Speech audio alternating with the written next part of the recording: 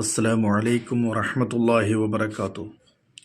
അൽഹംദുലില്ലാഹി കഫ വസലാമുൻ അലാ ഇബാദിഹില്ലദീന ഇസ്തഫാ അമ്മാ ബഅദ്.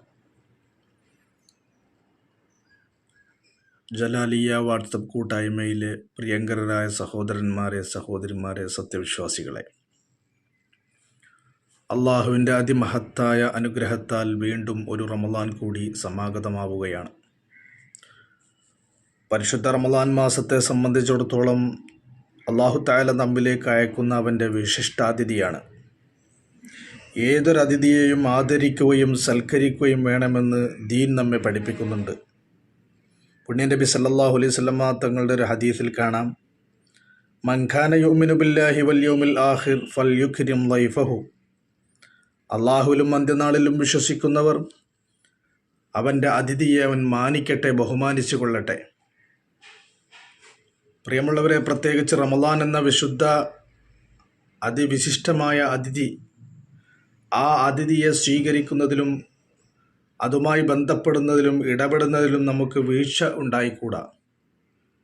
കാരണം ഈ അതിഥി അള്ളാഹുവിലേക്ക് മടങ്ങിയെത്തുമ്പോൾ അവിടെ വെച്ച് നമ്മെക്കുറിച്ച് കൃത്യമായ റിപ്പോർട്ട് നൽകുകയും നമുക്ക് വേണ്ടി സാക്ഷി പറയുകയും ചെയ്യും.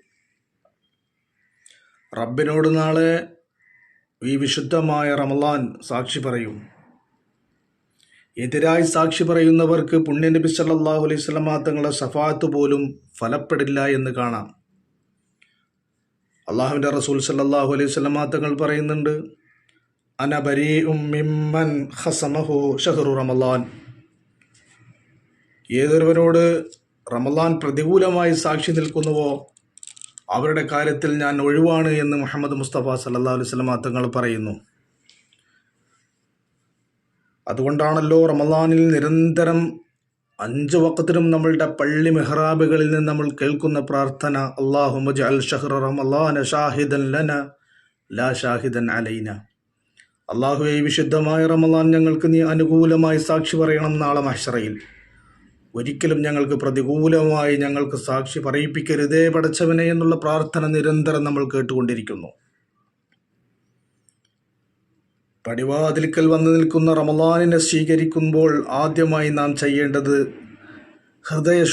ഹൃദയം ശുദ്ധീകരിച്ചിട്ട് വേണം റമളാനിനെ നാം സ്വീകരിക്കാൻ, വരവേൽപ്പ് നൽകാൻ.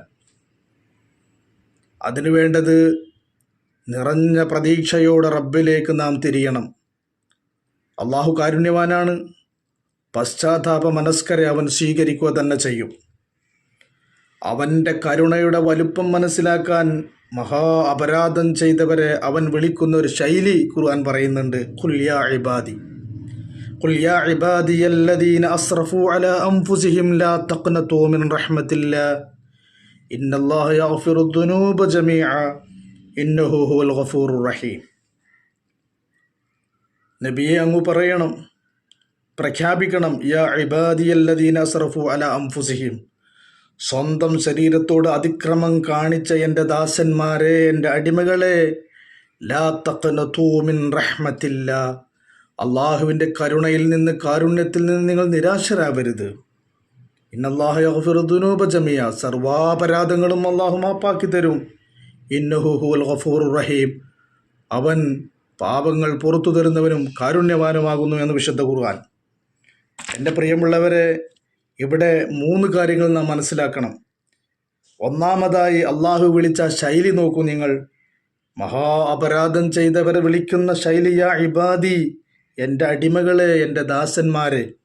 ആ വിളി തന്നെ നമുക്ക് പ്രതീക്ഷ നൽകുന്നു എന്നുള്ളതാണ്. പിന്നെന്തിന് നിരാശ വേണം? അപരാധം ചെയ്തവരോട് അള്ളാഹു വിളിക്കുന്ന ശൈലി, എൻ്റെ അടിമകളെ, എൻ്റെ ദാസന്മാരെ, എൻ്റെ എന്നുള്ള ആ വിളിയിൽ തന്നെ വലിയൊരു പ്രതീക്ഷ ഉടമക്കാരനായ റബ്ബ് അടിമകൾക്ക് നൽകുന്നു എന്നുള്ളതാണ്. രണ്ടാമത് പറയുന്നതോ, ലാ തഖ്നതു മിൻ റഹ്മത്തില്ലാ. നിങ്ങൾക്ക് നിരാശ വേണ്ട. നിങ്ങൾ എന്തിനു നിരാശപ്പെടണം?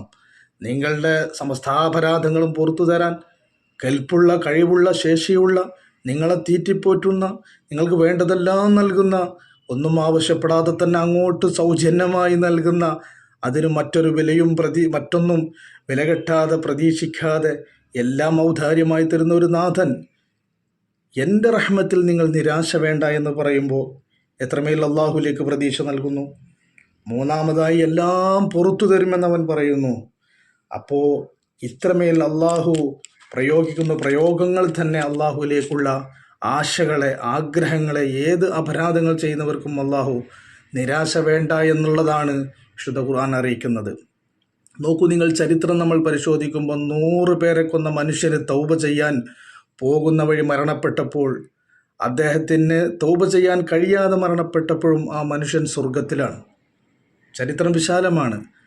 100 മനുഷ്യനെ കൊന്നിട്ട് തൗബയ്ക്ക് വേണ്ടി പോകുമ്പോൾ ഉദ്ദേശിച്ച സ്ഥലത്തേക്ക് തൗബ ചെയ്ത് അള്ളാഹുലേക്ക് ഖേദപ്രകടനം കൊണ്ട് മടങ്ങാൻ സാധിക്കാതെ വഴിമധ്യേ യാത്രാമധ്യേ മരണപ്പെടുന്ന ആ മനുഷ്യനെ റഹ്മത്തിൻ്റെ മലക്കുകൾ സ്വർഗത്തിലേക്ക് ആനയിക്കുന്നു. അപ്പോൾ പാപമോചനത്തിൻ്റെ പശ്ചാത്താപത്തിനൊരു മനസ്സുമായി നടന്നു നീങ്ങിയപ്പോൾ, അത് അള്ളാഹുവിലേക്കുള്ള സഞ്ചാരവും യാത്രയുമാക്കി മാറ്റിയപ്പോൾ, പടച്ചറബ് അവിടെ തൗബക്ക് പോലും സമയം സന്ദർഭം കിട്ടാത്ത മനുഷ്യന് സ്വർഗം നൽകുന്നു എന്നുള്ളത് അപരാധങ്ങൾ ചെയ്യുന്നവർക്ക് ഏറെ പ്രതീക്ഷ നൽകുന്നു. നാഥനിലേക്കുള്ള പ്രതീക്ഷ അവൻ പുറത്തു തരും. പ്രത്യേകിച്ച് നാം അറിയണം, ഖിയാമത്ത് നാളിൽ ഹസനാത്ത് കൊണ്ട് മീസാനിനെ ഭാരം കൂട്ടാൻ പറ്റിയ ഏറ്റവും പ്രധാനമായ അവസരം നമ്മുടെ ജീവിതത്തിൽ കടന്നു വരുന്നത് വിശുദ്ധ റമളാൻ എന്നുള്ള ആ ഒരു മാസമാണ്. എത്രമേൽ മനുഷ്യന് സുഹൃതങ്ങൾക്ക് ഇരട്ടി പ്രതിഫലം നൽകാൻ, നേടിയെടുക്കാൻ പറ്റുന്ന ഇത്രമേൽ മഹത്തരമായ വിശുദ്ധമായ രാപ്പകലുകളാണ് വിശുദ്ധ റമളാൻ. മനുഷ്യൻ ചെയ്യുന്ന ഏത് കർമ്മങ്ങളെയും തൂക്കിക്കണക്കാക്കുന്ന